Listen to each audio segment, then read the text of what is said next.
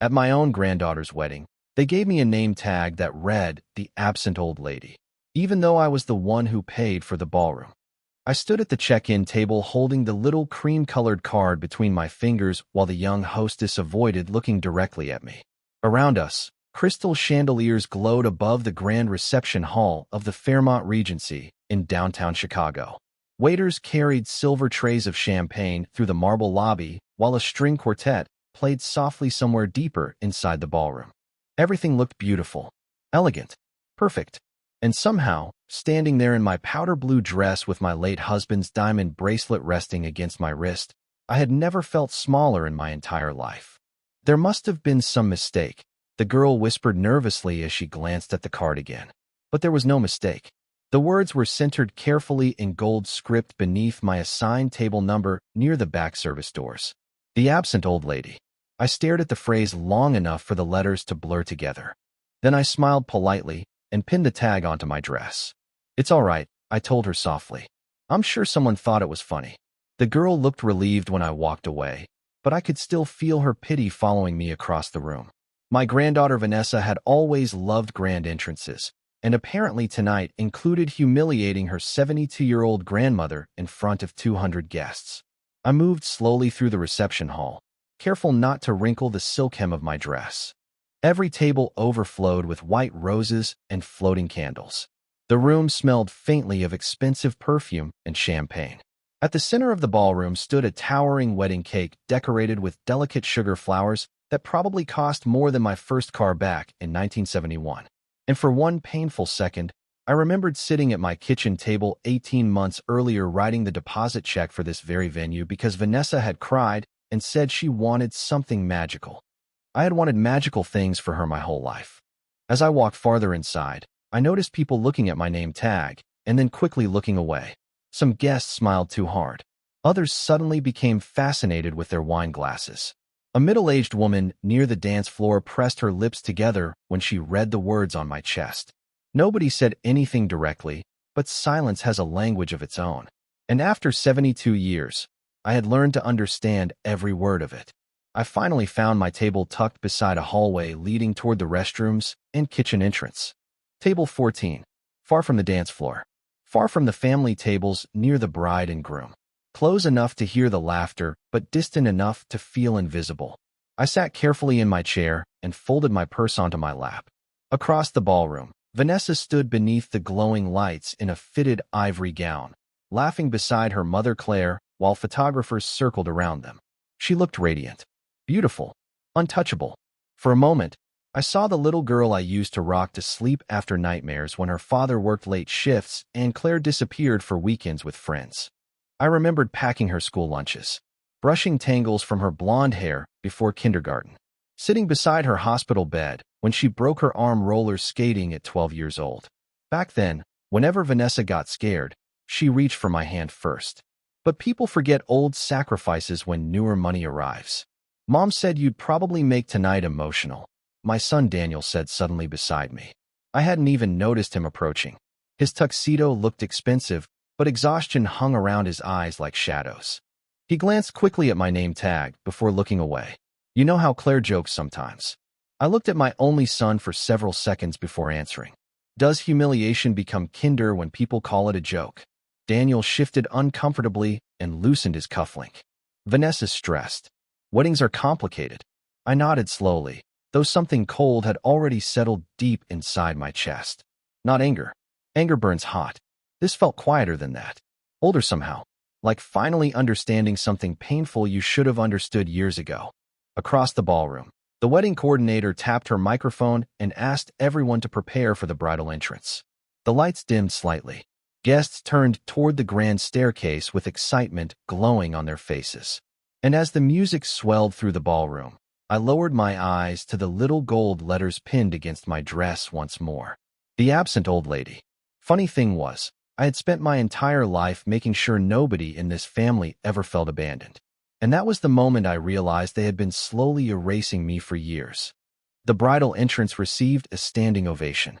Music echoed through the ballroom while guests lifted their phones to capture Vanessa descending the staircase beneath soft golden lights. She smiled like someone born to be admired, one hand resting lightly against the arm of her fiancé, Ethan. From table 14, I watched strangers wipe tears from their eyes as if they were witnessing some perfect modern fairy tale. And maybe they were. People only see the polished parts of families at weddings. They do not see the years of quiet exclusions hidden underneath expensive flowers and professionally folded napkins. I clapped politely along with everyone else and kept my shoulders straight. A waiter stopped beside my table and poured sparkling water into my glass. "You look lovely tonight," he said kindly, probably because he felt sorry for me sitting alone near the service hallway. "Thank you," I replied. "So do the flowers." He smiled awkwardly and hurried away before the wedding planner called for everyone to take their seats for dinner service. Across the room, I noticed the family tables glowing beneath the center chandeliers. Vanessa and Ethan sat at the sweetheart table surrounded by bridesmaids and groomsmen. Daniel and Claire were only a few feet away from them. Even Claire's younger sister had been placed closer to the dance floor than I was. Nobody had accidentally forgotten where to seat me. Weddings reveal hierarchies inside families faster than funerals do. The first course arrived on white porcelain plates trimmed with gold. Roasted salmon, wild rice, baby carrots glazed with honey. I remembered Vanessa crying over menu prices 6 months earlier while sitting at my kitchen counter with bridal magazines spread around her coffee cup. "Everything is so expensive now, Grandma," she had sighed dramatically. "I do not know how people afford weddings anymore." 2 days later, I wired $25,000 into her account because she promised she would pay me back after the honeymoon. She never mentioned it again. Halfway through dinner, I heard laughter ripple through the ballroom from the nearby family tables. Claire was speaking loudly enough for several guests to overhear. Honestly, if I had to deal with wedding stress at 72, I would probably hide at home too. A few people laughed politely. Others looked uncomfortable. I kept my eyes on my untouched salmon while my fingers tightened slightly around the edge of the linen napkin in my lap. Claire had perfected cruelty years ago by wrapping it inside humor. That way, if anyone objected, she could simply accuse them of being sensitive. Daniel noticed me hearing the comment. I saw guilt flicker across his face for exactly 1 second before he looked back down at his wine glass. That hurt more than Claire's words ever could. When my husband Walter was alive, Daniel used to defend me over the smallest things. Once, when he was 12 years old, he punched a boy at school for making fun of my gray hair during a parent picnic. Walter had scolded him afterward, but privately we both laughed about it in the kitchen while Daniel sulked upstairs. "He gets that loyalty from you," Walter told me that night while drying dishes beside me. Funny how easily loyalty disappears when maintaining peace becomes more convenient than protecting someone you love. The music softened as the bride and groom moved into the center of the dance floor for their first dance. Guests turned their chairs toward the glowing lights while cameras flashed from every direction. Vanessa rested her head against Ethan's shoulder while he whispered something that made her laugh. They looked beautiful together. Young love usually does. I wondered briefly whether Ethan understood the kind of family he had just married into or whether he still believed all the smiles around him were genuine. As the song ended, applause filled the room again. Then the master of ceremonies invited family members to join the dance floor. Mothers, fathers, grandparents, siblings. Everyone slowly gathered beneath the lights while servers cleared empty plates from the tables. I remained seated beside the hallway entrance. Nobody came to invite me. Not Vanessa, not Daniel, not even Claire pretending to be polite for appearances. At first I thought perhaps they had forgotten in the chaos. Then I noticed something that settled heavily in my chest. Vanessa was taking photographs with Claire's side of the family one group at a time, while the photographer carefully adjusted everyone into place. Cousins, aunts, family friends. Even Ethan's elderly neighbor from Wisconsin somehow made it into a photograph before me. I sat quietly watching the camera flashes reflect against crystal glasses while the string quartet played another soft romantic song. It is a strange feeling realizing your absence has already been rehearsed long before you actually disappear. A bridesmaid eventually approached my table holding a clipboard against her chest. She looked nervous, maybe 23 years old at most. "Mrs. Whitmore," she asked gently, "I just wanted to let you know the family portraits are wrapping up soon if you wanted to step in." Wanted to step in, as if I were some distant guest deciding whether to participate. I smiled softly at her because none of this was her fault. "No, sweetheart, I said. If they wanted me in the pictures, they would have saved me a place already. The young woman looked heartbroken for me, and somehow that made everything feel even worse. The rest of the evening unfolded like a performance where everyone already knew their lines except me. Music drifted through the ballroom while guests laughed over champagne and tiny desserts arranged on silver trays. Every few minutes, another person stopped beside my table with that same uncomfortable smile people use when they witness something cruel but do not want to become involved. Some offered polite compliments about my dress. Others asked whether I was enjoying the wedding. Nobody mentioned the name tag pinned against my chest. That was the strangest part. Public humiliation only works when everyone silently agrees to pretend it is normal. Around 9 o'clock, I excused myself and walked slowly toward the restroom hallway behind my table. The marble floors reflected soft amber light from the chandeliers overhead. Somewhere behind me, the disc jockey announced another dance while guests applauded loudly. As I reached the corner near the service doors, I heard familiar voices drifting from a partially open bridal suite nearby. Claire was laughing. Honestly, if she keeps acting wounded, people are going to think we abandoned her in a nursing home. Another woman laughed softly beside her. I recognized Vanessa immediately. Grandma always makes everything emotional, she said. I told Mom the name tag was too much at first, but now I think it is hilarious. She spent years pretending she was the center of this family. The hallway suddenly felt colder. I stood completely still beside the ice machine while their laughter echoed faintly against the walls. At least she showed up looking decent, Claire added. I was worried she would wear one of those depressing widow outfits again. Vanessa laughed harder this time. Please. She practically lives for family events. It is like she needs an audience. I pressed my fingertips lightly against the strap of my purse and stared down at the polished marble floor beneath my shoes. For a moment, I could not even feel angry. Just tired. Tired in a way that settled deep into my bones. Because the truth was, Claire had not poisoned Vanessa against me overnight. These little humiliations had been building for years, one small moment at a time, until cruelty simply became part of the family language. I remembered Tommy's 8th birthday party 3 years earlier when Vanessa told me the wrong start time and everyone had already finished cake before I arrived. I remembered Thanksgiving when Claire claimed there was not enough room at the table, even though I later saw photographs online showing 2 empty chairs near the fireplace. Last Christmas, Daniel promised he would pick me up after church for dinner. I waited in my living room until almost 8 o'clock before realizing nobody was coming. Vanessa later blamed a miscommunication, while Claire rolled her eyes and called me dramatic for sounding hurt. Every memory returned now with painful clarity, like puzzle pieces finally locking into place. I quietly turned away from the bridal suite before they could see me standing there. Inside the ballroom, guests crowded around the dance floor while Vanessa twirled beneath the lights in her white satin gown. People clapped as Ethan spun her in circles. She looked radiant and carefree. Watching her smile, nobody would ever guess how casually she spoke about the woman who practically raised her. I sat back down at table 14 and reached into my purse for my reading glasses. My hands felt unusually steady now. Calm sometimes arrives after disappointment grows too heavy to carry emotionally. Across the ballroom, Daniel noticed me watching the dance floor. He hesitated before finally walking over with 2 glasses of champagne in his hands.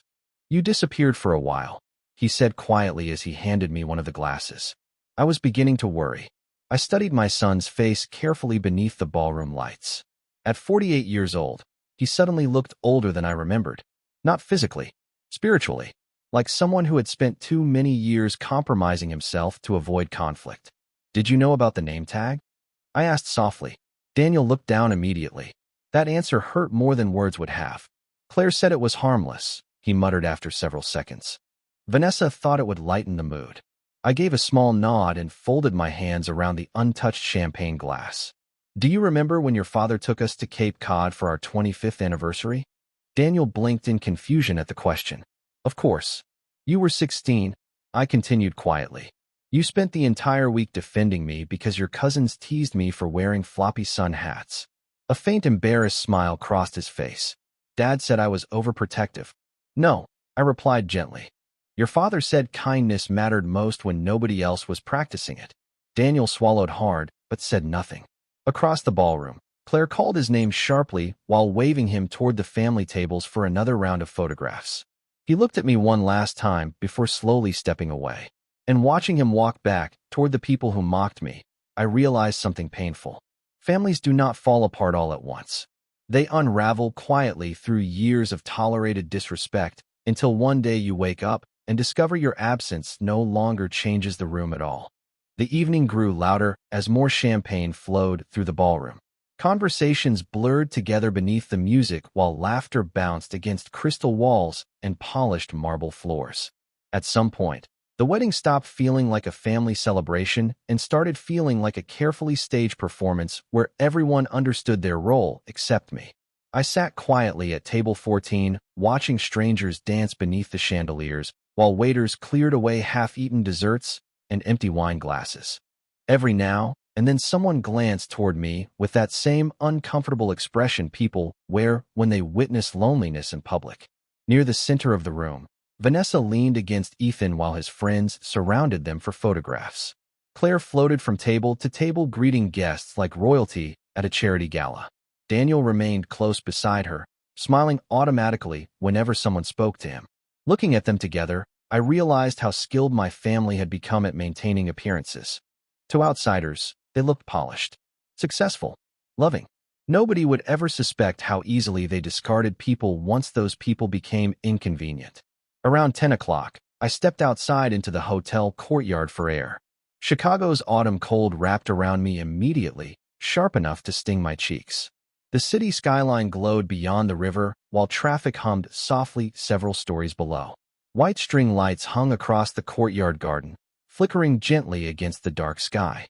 I sat alone on a stone bench near a fountain and loosened the silk scarf around my neck. For the first time all evening, the silence felt honest. Weddings exhaust older people differently. Not physically, emotionally. You spend hours pretending not to notice things that younger people would scream about immediately. I stared down at my hands resting in my lap. Walter used to hold those hands every Sunday morning while we drank coffee on our porch before church. 46 years of marriage leaves fingerprints on a person so long after the wedding ring feels loose. My husband had been gone almost 6 years now, but sometimes I still caught myself turning toward his side of the bed in the middle of the night, expecting warmth beside me. Losing Walter had been the first loneliness. Realizing what happened to this family after his death became the second. The courtyard doors opened behind me, and footsteps approached slowly across the stone pathway. "Mind if I sit?" a woman asked gently. I looked up and recognized Ethan's mother, Margaret Collins. We had briefly met during the rehearsal dinner the night before. She wore a navy wool coat draped over her silver evening dress, and unlike most people inside that ballroom, her eyes carried genuine kindness instead of curiosity. "Of course," I replied softly. Margaret settled beside me on the bench and glanced toward the glowing ballroom windows. "Families can be complicated," she said carefully after a moment. I gave a faint smile. "That is a polite way of putting it." She hesitated before speaking again. "I saw the name tag earlier." There it was. The first honest sentence anyone had spoken to me all night. I lowered my eyes toward the fountain water rippling beneath the lights. I imagine most people did. Margaret folded her gloves slowly in her lap. For what it is worth, I thought it was cruel. Something inside me loosened slightly hearing another person say the word out loud. Cruel. Not funny. Not dramatic. Not misunderstood. Cruel. The fountain bubbled softly between us, while distant music drifted through the courtyard doors. "Vanessa was not raised this way," I said quietly, though even as the words left my mouth, I realized I was no longer certain they were true. Margaret looked at me carefully. Sometimes people slowly become who they really are once they believe there will be no consequences. I thought about that sentence for several long seconds. Inside the ballroom, applause suddenly erupted again. Probably another toast.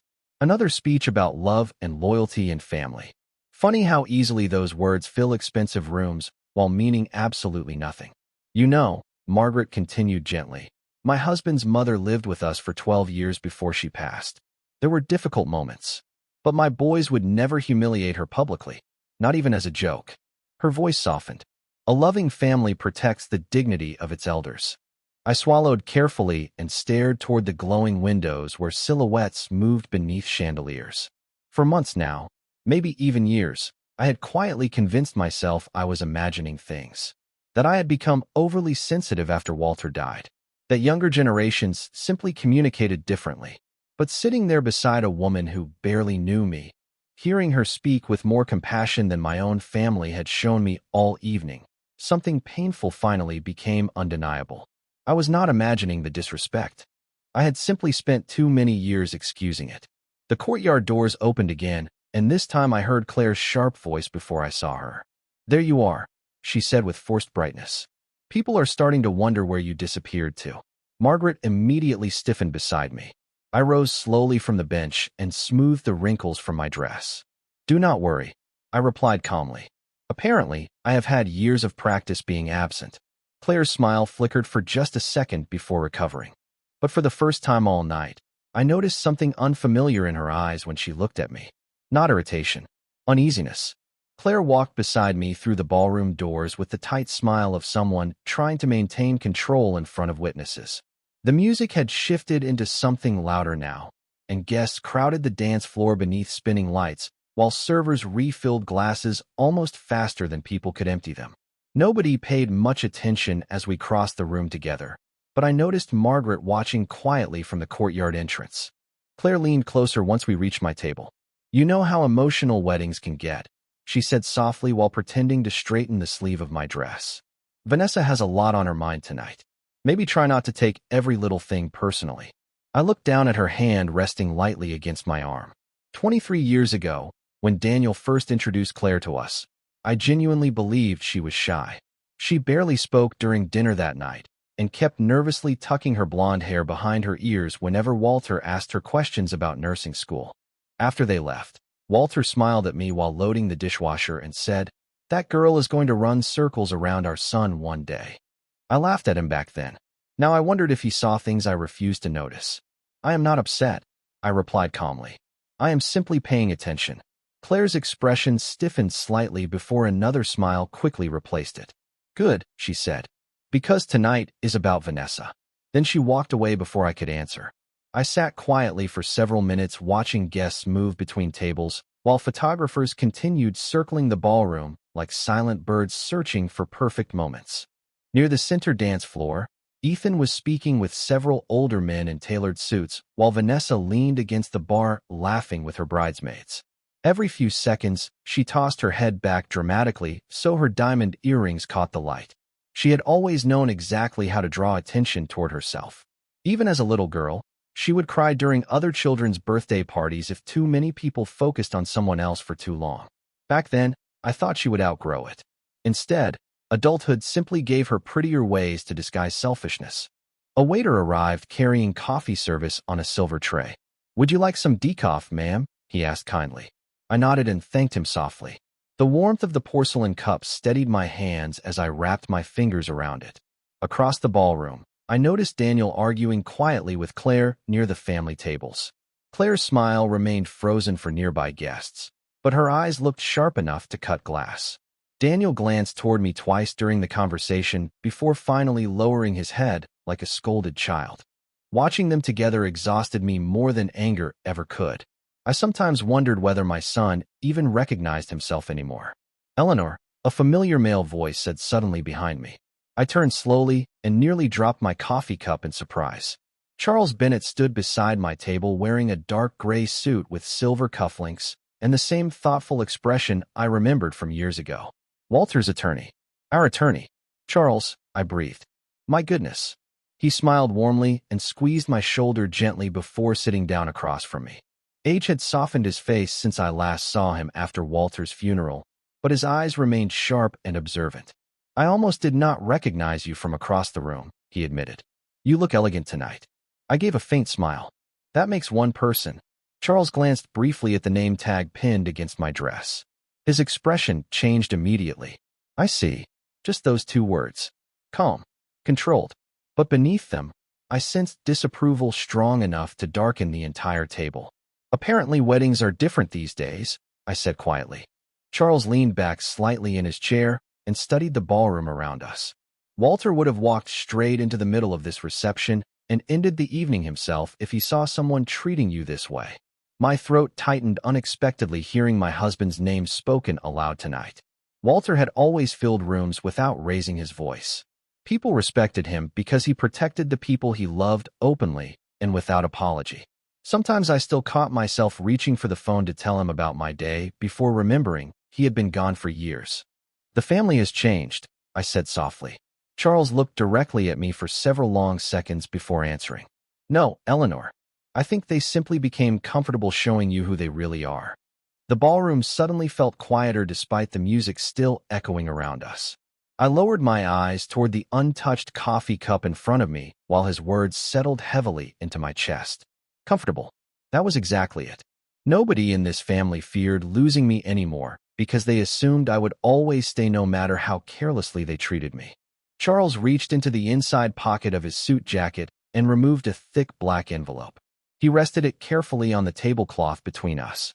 "I was actually planning to visit you next week," he said quietly. "But after what I witnessed tonight, I think this conversation cannot wait much longer." I stared at the envelope without touching it. My name was written neatly across the front in Walter's handwriting. For a few seconds, I could not breathe properly.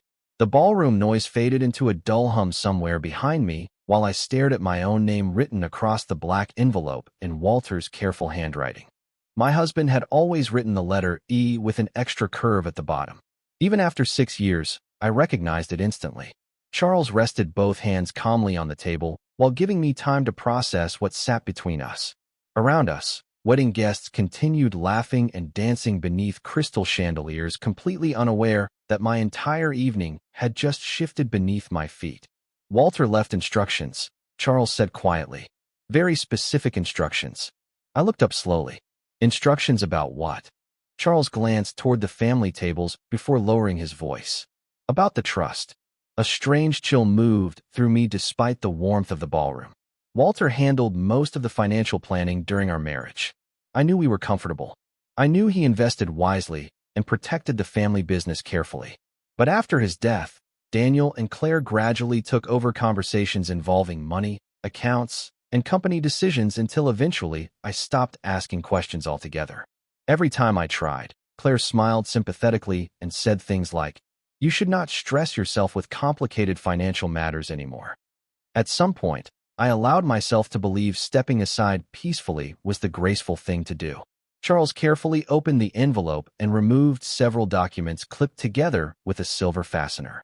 3 months before Walter passed away, he continued, he amended the Whitmore family trust. I blinked slowly. Walter never mentioned changing anything, because he hoped these documents would never become necessary. Charles replied gently, "Your husband believed families should stay together because of love, not because of money." My chest tightened painfully hearing that. Walter spent his entire life protecting this family, sometimes to his own exhaustion. He believed loyalty was something you nurtured quietly through generosity and patience. The idea that he prepared legal protections behind the scenes without telling anyone suddenly made me wonder what he noticed before he died. Charles slid one document slightly closer to me. "The family trust currently controls the Chicago commercial properties, the lake house in Door County, the investment portfolio connected to Whitmore Manufacturing, and several private accounts." I stared at him in disbelief. Daniel always spoke as though those assets already belonged entirely to him. Claire practically acted like family matriarch whenever finances were discussed. I thought Daniel inherited operational control after Walter passed. "Operational management," Charles corrected calmly. "Not ownership." My fingers tightened around the edge of the tablecloth. Somewhere across the ballroom, Vanessa burst into loud laughter while posing for another photograph near the champagne tower. The timing almost felt cruelly poetic. "Walter structured everything under conditional distribution," Charles continued. "Nothing transfers permanently without your authorization." I looked at him carefully, trying to absorb every word. "My authorization?" Charles nodded once. "As long as you are living, Eleanor, the trust remains under your final discretionary approval." For several seconds, I simply stared at him while years of conversations suddenly rearranged themselves inside my memory. Claire insisting I did not need meetings with accountants anymore. Daniel becoming nervous anytime I mentioned selling the old lake house. Vanessa casually referring to future inheritance money as though it already belonged to her. They had all been behaving like owners while waiting for permission they assumed would come eventually no matter how they treated me. "There is more," Charles said quietly. He turned another page toward me. Walter also added a dignity clause. I frowned slightly. "Eh, what?" Charles removed his glasses and folded them carefully beside the documents. "Any direct beneficiary shown to engage in deliberate public humiliation, elder neglect, coercion, or emotional abuse toward you may legally lose access to their trust distributions at your discretion." The words settled over me slowly. Deliberate public humiliation. My eyes drifted instinctively toward the name tag still pinned against my dress. Charles followed my gaze. "Tonight would qualify," he said calmly. My heartbeat suddenly felt very loud inside my chest. Across the ballroom, Claire noticed Charles sitting with me and immediately stiffened. She whispered something sharply to Daniel before both of them began watching our table more carefully. "They do not know?" I asked softly. "No," Charles answered. "Walter specifically instructed me not to discuss the updated trust conditions unless your well-being became compromised." Well-being. Such a gentle phrase for something that suddenly explained years of manipulation. I looked around the ballroom again. At the expensive flowers I helped pay for. At the family who slowly erased me while assuming my silence meant weakness. At Vanessa spinning beneath golden lights, wearing earrings purchased partly with money she believed she was already entitled to inherit someday. And for the first time all evening, I no longer felt invisible. I felt dangerous. Charles leaned slightly closer across the table. "Eleanor," he said softly, "your husband spent 46 years loving you. He knew exactly who you were. And he knew one more thing too." I swallowed carefully. "What was that?" A faint smile touched the corners of his mouth. "He knew you were far kinder than the people surrounding you tonight." The rest of the ballroom suddenly looked different after that conversation with Charles. Not physically. The flowers still glowed beneath warm lights. Champagne still sparkled in crystal glasses. Guests still laughed too loudly at mediocre jokes while music drifted across the marble floor. But now I could see the invisible structure underneath everything. I could see entitlement hiding beneath smiles. I could see confidence built on assumptions they never bothered verifying. Most of all, I could finally see how small they believed I had become. Charles quietly returned the documents to the black envelope and rested one hand gently over it. "You do not need to decide anything tonight," he said softly. I nodded once, though deep down I already knew something inside me had shifted permanently. Across the ballroom, the master of ceremonies tapped his microphone and announced it was time for speeches. Applause echoed immediately as guests returned to their seats carrying fresh drinks and dessert plates. Vanessa practically glowed walking toward the center stage with Ethan beside her. Cameras followed them from every direction. Claire adjusted the front of her emerald dress proudly, while Daniel forced another tired smile beside her. I remained seated at table 14 with the black envelope resting quietly inside my purse now. Funny how a few pages of paper could suddenly make the room feel balanced again. Vanessa lifted her champagne glass once the room settled. "First," she began warmly, "thank you all for being here tonight to celebrate the happiest day of our lives." More applause followed. She smiled beautifully beneath the chandelier lights while Ethan wrapped one arm around her waist. "Planning this wedding has been such an incredible journey," she continued. "And we are so grateful for the people who supported us every step of the way." I watched her carefully while guests nodded and smiled around the ballroom. "My amazing mother," Vanessa said emotionally while gesturing toward Claire, "who worked tirelessly to make tonight perfect." Claire pressed one hand dramatically against her chest while several guests clapped. "My father, who taught me what commitment looks like."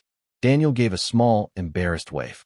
"Ethan's wonderful family, our friends, everyone who contributed their love and energy into this unforgettable celebration." She paused while cameras flashed around her. Then she smiled brightly and lifted her glass higher. "Tonight is proof that family shows up for the people who matter." Something about that sentence settled over the room strangely. Maybe only I felt it. Maybe Margaret did too from the look on her face near the dance floor. Vanessa continued speaking for another minute about soulmates and future dreams while guests dabbed at emotional eyes. Not once did she mention me. Not once did she acknowledge the woman who practically financed half the evening surrounding her. And somehow, after everything else tonight, that omission no longer hurt the way she intended it to. It clarified things. When the applause finally erupted again, I surprised myself by standing up slowly from my chair. The movement immediately caught Charles's attention beside me. Across the ballroom, Daniel's face visibly tightened. Claire froze with her champagne glass halfway to her lips. Vanessa noticed me rising near the back tables, and for the first time all evening, uncertainty flickered across her face. "Actually," I said gently while smoothing my dress, "may I say something as well?" The room quieted in small, confused waves. Nobody refused me because public cruelty always depends on silence, and suddenly everyone realized silence might no longer protect them. The master of ceremonies hesitated before awkwardly offering me the microphone. My heels clicked softly against the marble floor as I walked toward the stage beneath hundreds of watching eyes. I felt strangely calm. Not angry, not emotional, just awake. I turned slowly toward the crowd once I reached the microphone. "I will not keep anyone long," I began softly. The ballroom remained completely silent now except for the faint hum of the chandeliers overhead. "Tonight has been beautiful. Truly beautiful." I looked toward Vanessa then. "I remember holding you for the first time 29 years ago while your mother recovered after a difficult delivery. You were so small your entire hand wrapped around one of my fingers." Vanessa's smile weakened slightly. I continued calmly. "When you were 6 years old and frightened during thunderstorms, you used to sleep beside me because you believed grandmothers made bad things disappear." Several guests exchanged uncomfortable glances now. "When your father lost his job during the recession, your grandfather and I refinanced our own home to help keep this family stable." Daniel lowered his eyes immediately. "When college tuition became overwhelming, we quietly covered the difference because we believed family protects one another without keeping score." The room felt colder somehow despite the warm lights. I lowered my gaze briefly toward the name tag still pinned against my dress before speaking again. "You know, something interesting happens as women grow older. People stop seeing the sacrifices and start seeing only the wrinkles." Nobody moved. Nobody even touched their drinks anymore. Tonight I learned that some people believe kindness means weakness, that loyalty means permanence, that if a woman loves her family enough, she will continue accepting humiliation simply to remain included. I lifted my eyes slowly toward Vanessa once more. But the people called absent are often the same people who spent decades holding everyone else together. Somewhere near the front tables, I heard Claire inhale sharply. And for the first time all evening, nobody in that ballroom was laughing anymore. The silence after my speech felt heavier than any shouting ever could. Nobody reached for their champagne. Nobody laughed awkwardly to break the tension. Even the waiters standing near the kitchen entrance had stopped moving. I stood beneath the chandelier lights holding the microphone loosely in my hands while 200 guests avoided looking directly at either me or my family. Across the ballroom, Vanessa's face had lost all its brightness. Her smile remained frozen in place, but panic had begun flickering behind her eyes. Claire recovered first, of course. She always did. "Well," she said suddenly with a sharp little laugh from her table, "I think emotions are running high tonight." A few uncomfortable chuckles scattered weakly around the room before dying almost immediately. Claire rose smoothly from her chair and crossed toward the stage with practiced elegance.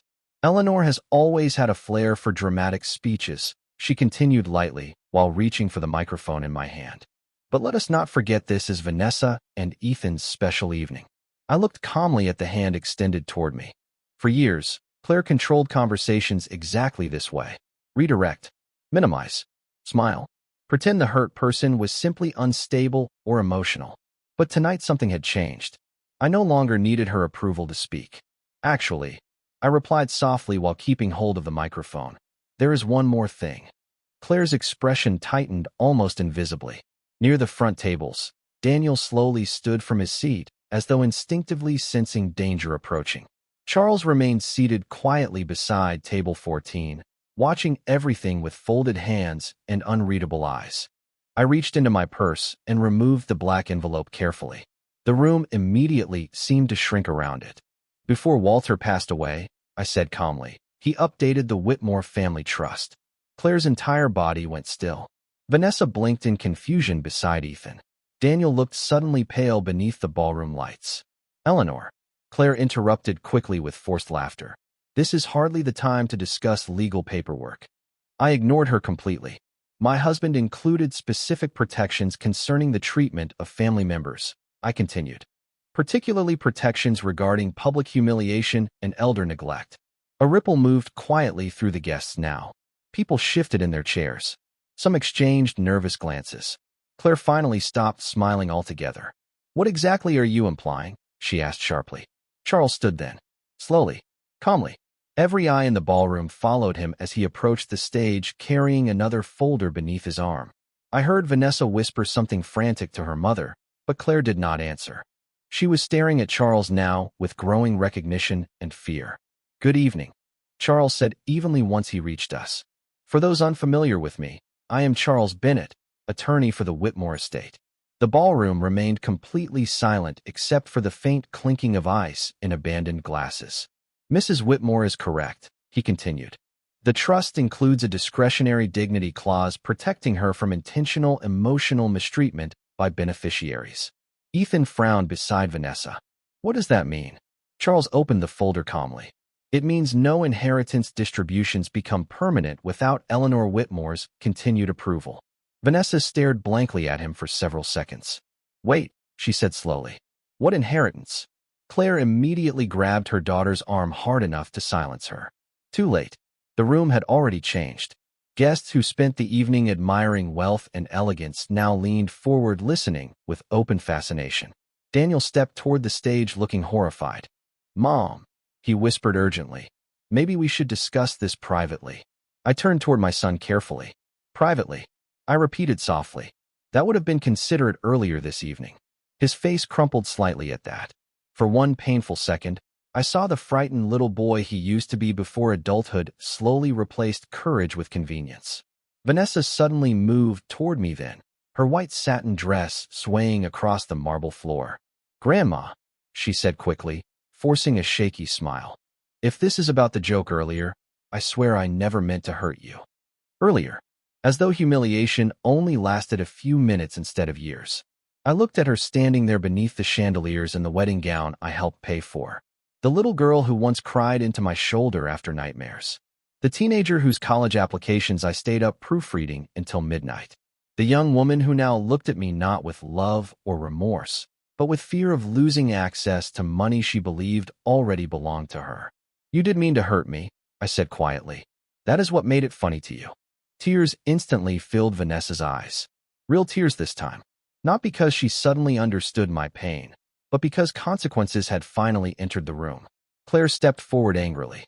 You are really going to embarrass your own family like this at a wedding? I almost smiled hearing that question. Embarrass your own family. Interesting how humiliation only became unacceptable once it threatened the people causing it. Charles calmly handed me a single document and a fountain pen. The trust remains entirely under your discretion, Eleanor, he said softly. No pressure tonight. But if you choose to suspend beneficiary distributions pending further review, your signature activates that immediately. The ballroom felt frozen around me. Vanessa stared at the pen like it was something alive. Daniel looked unable to breathe properly. Claire no longer appeared elegant or composed. For the first time in 23 years, she looked afraid of me. And standing there beneath those golden lights while the entire room watched silently, I finally understood something powerful. People who spend years treating you like you are weak never prepare themselves for the moment you stop accepting it. No one in the ballroom spoke while I held the pen in my hand. The chandeliers above us continued glowing warmly. The string quartet still sat quietly near the dance floor waiting for instructions, and half-finished champagne glasses remained untouched on linen-covered tables. Yet the entire room felt suspended in place, as though everyone suddenly understood they were witnessing something far more important than a wedding reception.